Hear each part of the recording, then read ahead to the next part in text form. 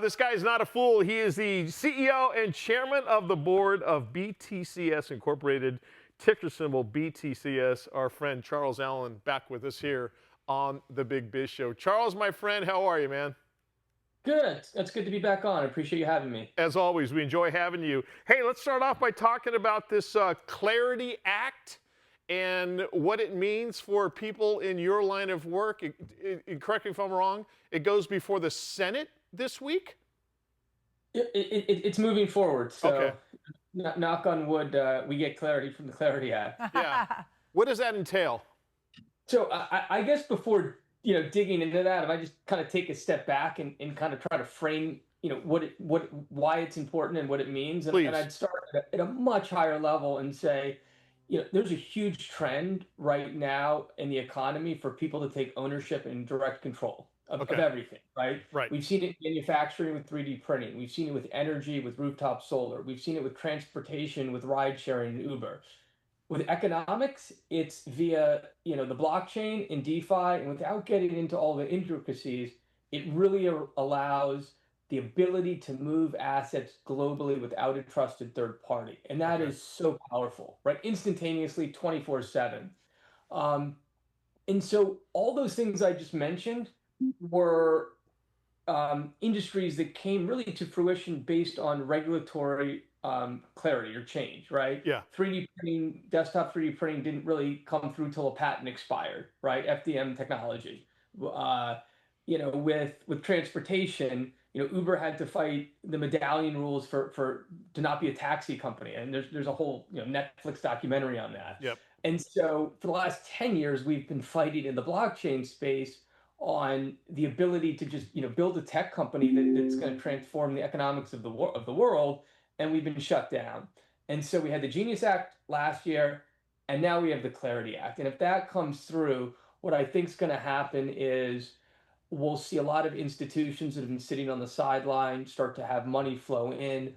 We'll see just a huge influx over time of products and services that can move on chain 24/7, whether that's real estate, whether it's concert tickets, whether it's stable coins.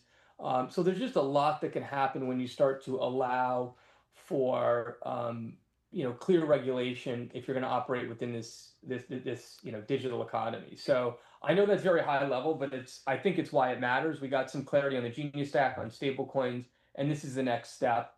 Why that matters for BTCS. I mean, if you're interested in that theme of decentralization, if you liked it in manufacturing, you liked it in energy or transportation, and we're one of the few ways you can get exposure to it in the public markets on blockchain. So, Charles Allen is the CEO, chairman of the board of BTCS Incorporated, ticker symbol BTCS. Charles, is it a situation, though, as far as, you mentioned the Genius Act and now we're with the Clarity Act, 30,000-foot view, is it a situation where a lot of people within the circles that you work in are kind of sitting here looking at this going, why didn't we do this earlier, or did you have to wait for the technology to catch up?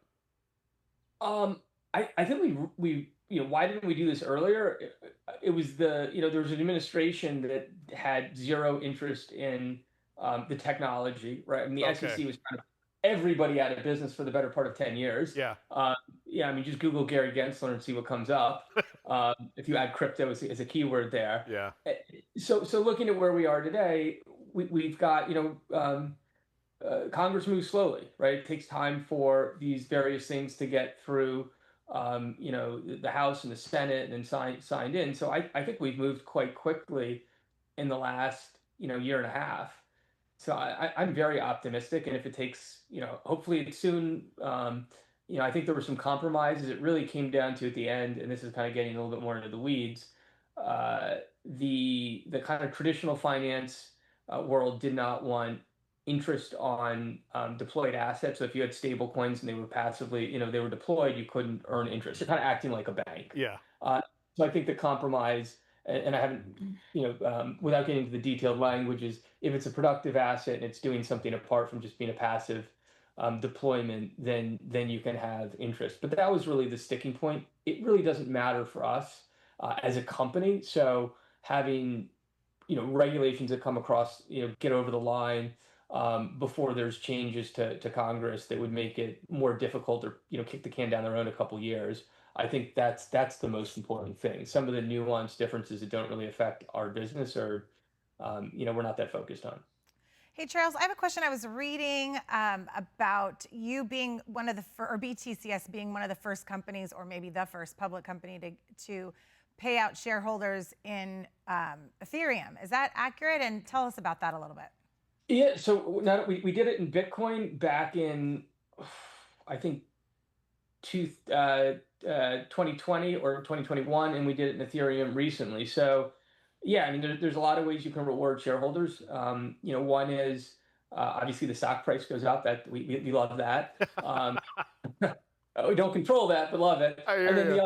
other, if you feel like your company is trading, at a discount to your book value, you can give some of that back to shareholders, and we've done that periodically. One of the reasons we've done that is we've seen around those times we've seen high short interest in the stock. It kind of forces them to either pay that dividend, which they can obviously do in cash, but it kind of forces them to make a decision if they want to stick around and pay or kind of exit the company. So it's a very nice catalyst to try to get fundamental holders into your stock. But it was fun. It was a really fun project to pay people in Ethereum.